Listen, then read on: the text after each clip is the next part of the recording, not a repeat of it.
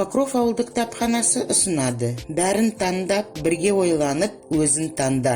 Көрме ұсыным. Мамандық таңдау жас өспірім шақтағы ең маңызды шешімдерінің бірі. Үлкен өмірге енді ғана аяқ басқан жас ұланның алдында мыңдаған мамандықтар өзіне лайықты біреуін таңдау міндеті тұрады. Мамандықтың жаманы жоқ, бірақ мұның кез келгеніне ікімділік қажет.